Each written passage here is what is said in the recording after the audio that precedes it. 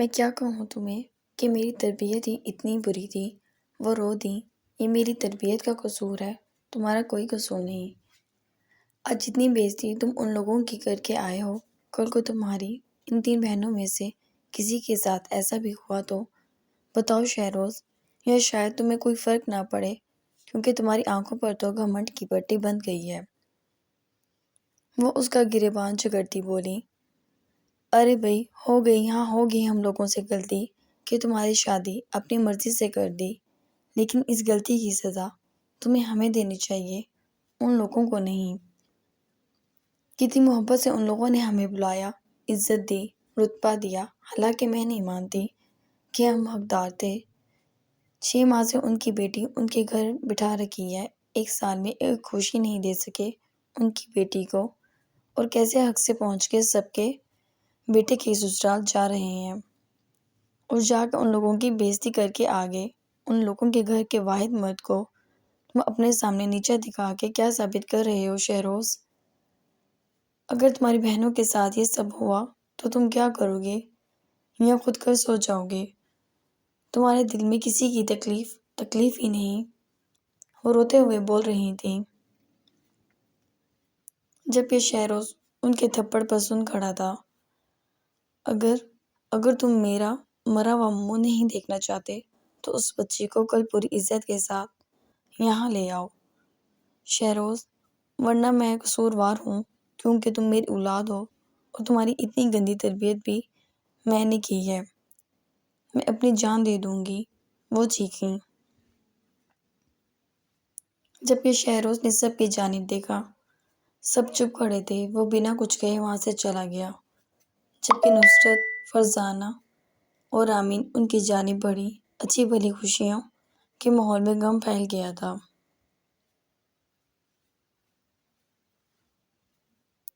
کیا ضرورت تھی مامی کو یہ سب کرنے کی؟ بہارے سہائے اور عینی سے بولی، بہارے شہروز بھیا نے کیا کیا ہے؟ تمہیں اندازہ بھی ہے؟ جس قدر بدتمیز آدمی ہے وہ، اس کے ساتھ یہی ہونا چاہیے تھا۔ نہ جانے کس بات کا گھمنڈ ہے۔ وہ گھمنڈ میں نہیں ہے، بس اپنی بہن کو عزت دلانے کے لیے لڑ رہا ہے، اور مجھے افسوس ہے ایک لڑکی ہو کر تمہاری کیسی سوچ ہے؟ سہائے غصے سے بولی۔ بہارے چپ ہو گئی، میری نظر میں وہاں جو بھی ہوا بالکل ٹھیک ہوا ہے، وہ سر جھٹک کر کہتی وہاں سے چلی گئی، جبکہ عینی، سہائے اور ورشا ایک دوسرے کو دیکھ کر رہ گئی۔ رات گہری ہو گئی تھی، سب اپنے کمروں میں تھے۔ ورشا نے محسوس کیا کہ وہ تینوں بھی سو گئی ہیں، تبھی وہ اٹھی۔ نہ جانے اس کا یہ قدم کیسے اور کیسا نہیں، اسے بالکل اندازہ نہیں تھا، اور شاید وہ یہ بھی نہیں جانتی تھی کہ وہ شخص جاگ رہا ہوگا یا نہیں، یا پھر اس کے لیے دروازہ کھلا ہوگا یا نہیں، مگر وہ اپنے لیے فیصلے آج ہی لینا چاہتی تھی اور کسی پر بوجھ نہیں بننا چاہتی تھی۔ تبھی وہ باہر آئی اور اس نے نماز کے کمرے کا اندازہ لگا لیا تھا۔ 2 بار اسے نکلتے ہوئے دیکھا تھا، سادے سے سیاہ لباس میں، وہ سر پر دوپٹہ جمائے ذرا کانپتے قدموں سے اس کے کمرے کی جانب بڑھی۔ اسے ڈر بھی لگ رہا تھا اور خود کو حوصلہ بھی خود دے رہی تھی، یہاں اس کے لیے کوئی کچھ نہ کرتا، تبھی اس نے خود فیصلہ لیا تھا، اور شاید یہی ثبوت تھا اس کی امیچیورٹی کا۔ وہ تا دیر اس دروازے کے باہر کھڑی دیکھتی رہی، سوچتی رہی کیا کرنا چاہیے، اور پھر اس نے دروازے پر ہلکا سا دباؤ ڈالا، ہاں آ جاؤ یار، فیڈ اپ ہو چکا ہوں آج کے ماحول سے۔ میں ارتاش کو اٹھایا تم دونوں۔ اس کے الفاظ وہیں تھم گئے، جبکہ ورشا کے قدم جیسے ٹوٹ گئے۔ بڑی ساری LCD پر جو مووی چل رہی تھی اور جو سین وہ دیکھ رہا تھا، اس نے آج سے پہلے زندگی میں ایسا کبھی کچھ نہیں دیکھا تھا۔ اس کے قدم کانپ گئے، اور رنگ پیلا ہو گیا۔ پیچھے سے بلال، فائق اور ارتاش بھی اندر آ گئے، جبکہ وہ سب فک رہ گئے۔ سوری ہم چلتے ہیں۔ معاذ کی اپنی سمجھ میں نہیں آیا کہ کیا کرے۔ جلدی سے اس نے پہلے اسکرین کو آف کیا تھا۔ ورشا کو لگا لہرا کے گر جائے گی۔ وہ تینوں شرمندہ سے ہو کر چلے گئے۔ ان لوگوں نے مووی دیکھنے کا پلان بنایا تھا اور وہ اکثر دیکھتے تھے جب سب سو جاتے تھے، خاص کر معاذ کے کمرے میں، جس کا کنیکشن سارے گھر سے الگ تھا۔ تبھی جو بھی وہ دیکھتے کسی کو کانوں کان خبر نہ ہوتی۔ مگر آج وہ لوگ شرمندگی کی انتہا پر تھے۔ وہ تینوں تو وہیں سے پلٹ گئے۔ معاذ گہرا سانس بھرتا اپنی جگہ سے اٹھا۔ سچ پوچھتے تو اسے امید نہیں تھی وہ لڑکی اس کے کمرے کا کبھی رخ کرے گی۔ ورشا نے دروازہ تھام لیا کیونکہ وہ ساری سچویشن سے بالکل ہی آؤٹ ہو چکی تھی۔ اوپر سے اسکرین پر چلنے والی سین نے اس کے اوسان ختم کر دیے تھے۔ معاذ سنبھل کر بلا کر خود ہی بول اٹھا، کیوں آئی ہیں آپ یہاں؟ وہ بولا۔ ورشا کو لگا وہ گونگی ہو گئی ہے۔ اس نے وہاں سے بھاگنے کی کوشش کرنا چاہی مگر بے سود۔ ہیلو، وہ بولا، لہجہ ترش تھا۔ ورشا وہیں سے ہمت کرتی بنا کچھ کہے بھاگ گئی۔ معاذ نے آگے بڑھ کر دیکھا وہ تینوں خبیث دروازے کی اوٹ میں کھڑے تھے۔ ان تینوں نے معاذ کو دیکھا اور پورے دانت نکالے۔ چلو بکواس شروع۔ معاذ عاجز آ گیا۔ مطلب یہ کب سے چالو ہے؟ اور بھائی تو نے تو بھابھی کو بلایا تھا تو ہمیں کیوں بلایا؟ فائق نے ڈٹائی سے دانت نکالے۔ مجھے پاگل کتے نے کاٹا ہے جو میں اپنی بے حیائی کے جھنڈے گاڑتا پھروں۔ اس نے اسکرین دوبارہ آن کی۔ اب تو دل بھی نہیں کر رہا تھا کچھ دیکھنے کا۔ وہ ریموٹ پھینک کر بیٹھ گیا، جبکہ ان سب کا قہقہ اٹھا، بھائی تیرا من تیری بیوی، تو کچھ بھی سوچ، میں تم تینوں کی جان نکال لوں گا۔ بکواس کا سوچا بھی تو۔ اس نے بلال کو گھورا۔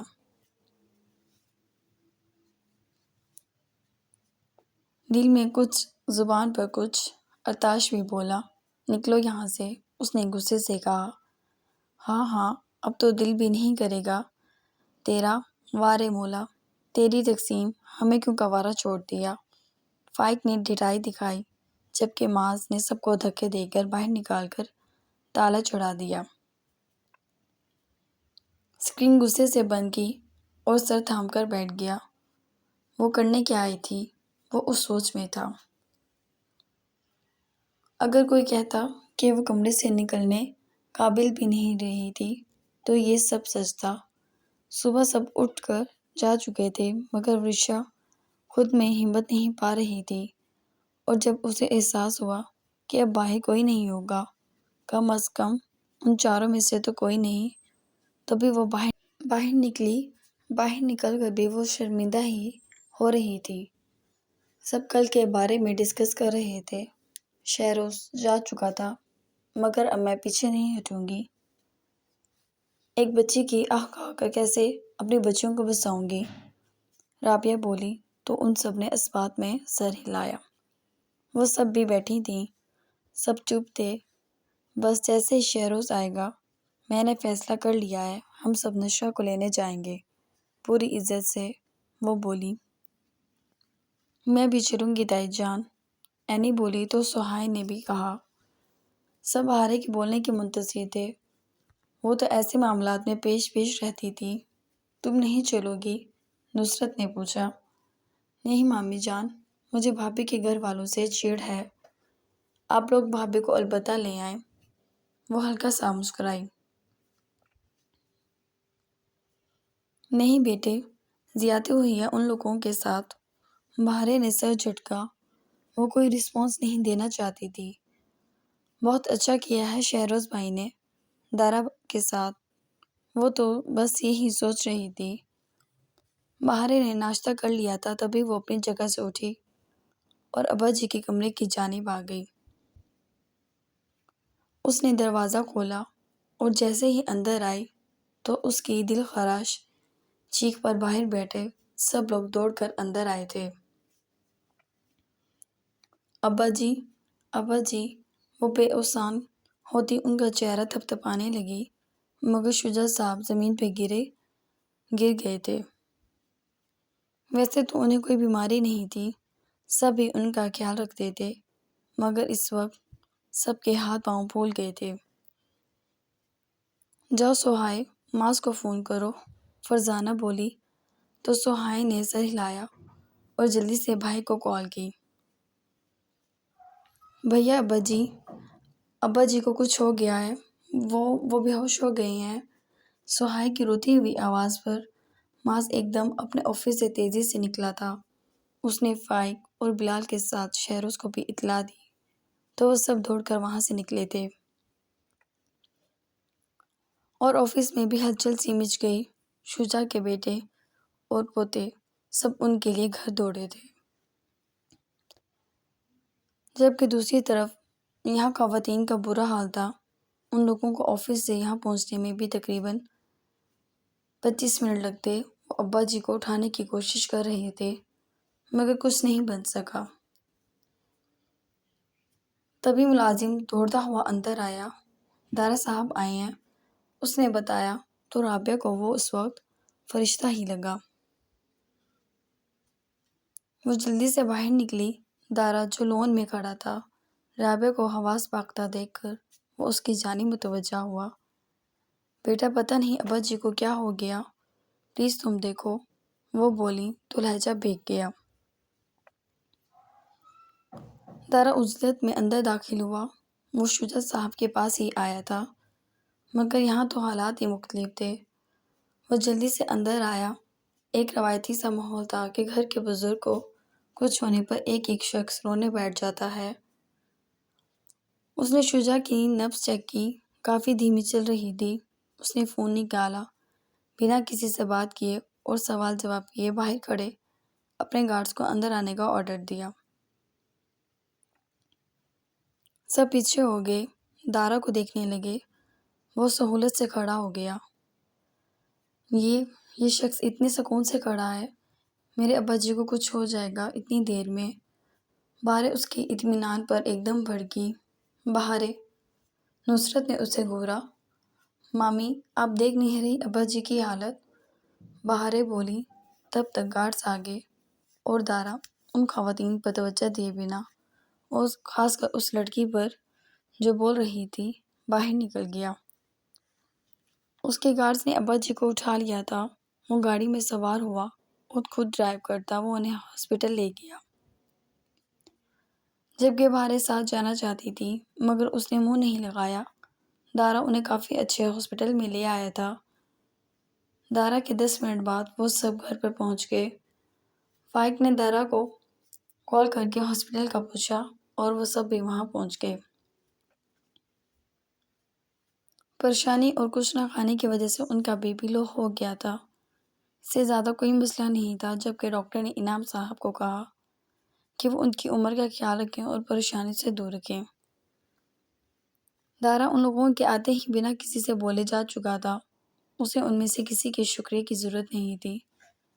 اس نے یہ مدد صرف یہ سوچ کر ہی کی کہ اگر یہاں شجاع کے علاوہ کوئی اجنبی یا راہ چلتا بھی ہوتا تو وہ اس کی بھی مدد کر دیتا۔ وہ جا چکا تھا۔ باقی سب ابا جی کے پاس تھے۔ ابا جی مسکرا رہے تھے۔ ایسے پریشان ہو گئے ہو سب جیسے مر گیا ہوں۔ وہ ہنستے کیسی باتیں کر رہے تھے۔ ابا جی، اللہ تعالیٰ آپ کو ہماری زندگی بھی لگا دے، وہ سب جذباتی سے ہوتے بولے تھے۔ انہیں خوشی ہوئی تھی ان سب کی محبتوں پر۔ مجھے ہسپتال میں مت چھوڑنا، گھر لے چلو، وہ بہاریں سب کی جان کو لڑ جائے گی۔ اسے اس وقت بھی بہاریں کی یاد ستائی دی۔ سب مسکرا دیے۔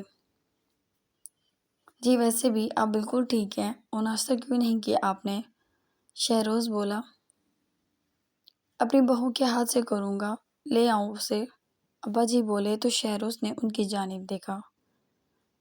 ابا جی صحیح کیش کر رہے ہیں، فائق بلال کے کان میں بولا، جبکہ بلال نے اپنی ہنسی روک کر بھائی کو گھورا۔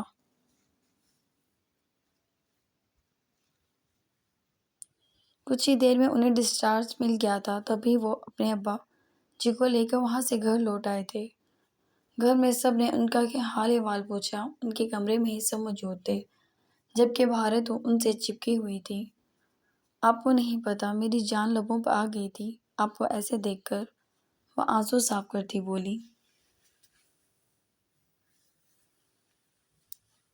جبکہ ابا جی کھل کر ہنسے اور اس کو پیار سے دیکھا۔ چلو اب رونا بند کرو، ایسے نہیں روتے، وہ پیار سے بولے۔ ابا جی، آپ کے لیے کچھ کھانے کے لیے میں بنا لاتی ہوں، سہائی بولی اور باہر چلی گئی۔ وہ لوگ تا دیر ان کے پاس بیٹھے رہے اور پھر سب ان کے آرام کا سوچ کر اٹھ گئے، جبکہ بہاریں انہی کے پاس تھی۔ ابا جی کی طبیعت تمہاری وجہ سے خراب ہوئی ہے شہروز، انعام صاحب بیٹے پر بگڑے۔ بہت دیکھ لیا میں نے تمہارا یہ ہر دھرم انداز۔ تمہاری وجہ سے میرے باپ کو کچھ بھی ہوتا تو ذمہ دار تم ہوگے۔ میں کیوں ہوں گا ذمہ دار ڈیڈ؟ ابا جی نے ہم سب کو بلیک میل۔ چٹاق، تم میرے باپ کی بے عزتی کرو گے؟ میرے سامنے تمہاری اتنی جرأت؟ انعام صاحب آپے سے باہر ہوئے، جبکہ شہروز ہونک رہ گیا۔ پہلی بار اس کے باپ نے اس پر ہاتھ اٹھایا تھا اور ان سب کے پیچھے قصور تھا کس کا؟ صرف اور صرف ایک لڑکی کا، اور وہ نشرہ تھی۔ اسی کی وجہ سے اب اس پر دباؤ ڈالا جا رہا تھا۔ کیا کر رہے ہیں؟ جوان بیٹا ہے، رابعہ ایک دم سامنے آئی۔ جوان بیٹا ہے تو اپنا جوتا اتار کے باپ کے سر پہ مارے، وہ چلائے۔ اسے کہہ دو شرافت سے نشرہ کو لے آئے، ورنہ نکلے پھر اس گھر سے خود بھی۔ وہ آر یا پار پر تھے، بہت عرصہ گزر گیا تھا اب اس کی ہر درمی سہتے سہتے۔ وہ بھڑکے جب یہ شہروز وہاں سے چلا گیا۔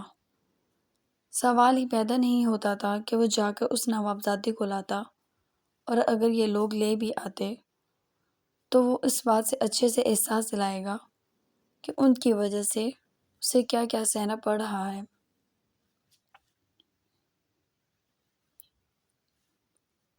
شام 6 بجے وہ گھر لوٹا تو فون پہ بات کرتا ہوا اندر داخل ہوا تھا۔ جی سر، ہو جائے گا کام، آپ کا میں خود کل ڈیٹیلز چیک کر لوں گا۔ انفیکٹ میں نے آپ کی فائل ریڈی کروا دی ہے، باقی میں ایک بار خود سے چیک آؤٹ بھی کر لوں گا، وہ بولا۔ ارے نہیں سر، تھینک یو کی کوئی بات نہیں، آپ کے کام آیا میں، اس سے بڑی بات کیا ہو سکتی ہے؟ وہ مسکرا کر نہ جانے کس سے بول رہا تھا۔ امی اس کا فون بند ہونے کا انتظار کر رہی تھی۔ اس نے فون بند کیا۔ ماں بہن سے وہ کل سے ہی نہیں بول رہا تھا۔ ایسا کرو کھانا آ کر کھا لینا، 10 منٹ ذرا شجاع صاحب کی طبیعت حال چال پوچھ آتے ہیں، امی بولی۔ وہ ہنس دیا۔ طنزیہ مسکان تھی۔ زندہ ہیں ابھی، مرے نہیں ہیں۔ اس نے سکون سے بیٹھتے ہوئے جگ میں سے آگے بڑھ کے پانی خود ہی پی لیا۔ اللہ انہیں سلامت رکھے، کیسی باتیں کر رہے ہو دارا؟ امی نے ڈانٹ دیا۔ آپ کر لیں دارا کو ذلیل، دارا تو پیدا ہی لوگوں کی جوتی بننے کے لیے ہوا تھا، بس اور کام ہی کیا ہے میرا؟ دارا یہ کر دو، دارا یہ نہ کرو، دارا ایسے نہ بولو، دارا بہنوئی کی عزت کرے، اس کے علاوہ کیا کر سکتا ہوں میں؟ ہاتھ پاؤں باندھ کے رکھ دیے میرے، ورنہ اٹھا کے اس کو باہر پھینک دیتا۔ بہن کے لیے کر رہے ہو دارا یہ سب تم؟ امی یہی مسئلہ ہے کہ مجھ سے نہیں دیکھی جاتی آپی کی تکلیف، آپی کی آنکھوں میں آنسو، اور وہ پچھلے 6 ماہ سے کس طرح اداسی میں گھری اس گھر میں ایک لاش کی طرح چل پھر رہی ہیں۔ بتائیں اور میں کیا کروں؟ جو کیا میں آپی کے لیے، آپ اس کے پاؤں، مگر وہ انسان آپی کو خوشی نہیں دے گا، لید یہی بہتر ہے آپ لوگ یہ ضد چھوڑ دیں۔ طلاق دلواؤ گے بہن کو؟ امی حیران ہوئی۔ ویسے بڑی وہ شادی شدہ زندگی خوشی سے گزار رہی ہیں، پر چڑ گیا۔ آہستہ بات کرو، سن لے گی وہ۔ امی نے کہا تو وہ چپ ہو گیا۔ میرے سر میں درد ہو رہا ہے، میں نہیں جا رہا۔ آپ نے جانا ہے تو ڈرائیور کے ساتھ چلی جائیں۔ وہ اٹھا۔ دارا اچھا نہیں لگے گا کہ میں اکیلی جاؤں۔ وہ اس کا بازو تھام گئی۔ دارا نے خون کا گھونٹ پیا تھا۔ امی، اگر اس کی طبیعت نہیں ٹھیک تو مت لے کر جائیں، نشرہ بولی تو دونوں نے اس کی طرف دیکھا۔ رو رو کے کل سے اب تک اس نے اپنی آنکھیں سجا لی تھیں۔ آپی، وہ ایک دم اس کی جانب بڑھا۔ ایم سوری دارا، ایم سوری، تمہیں میری وجہ سے یہ سب جھیلنا پڑ رہا ہے۔ میں نے کتنی مشکلات کر دی تمہارے لیے۔ وہ بھائی کے سینے سے لگی بری طرح رو دی۔ دارا بس یوں ہی ان کی بہن سے محبت بہت کرتا تھا۔ اس نے اپنے جذبات کو کنٹرول میں کیا اور مسکرا دیا۔ اٹس اوکے یار، کیا ہو گیا؟ وہ پیار سے بولا اور پھر آہستہ آہستہ اس نے ان دونوں کو نارمل کر دیا۔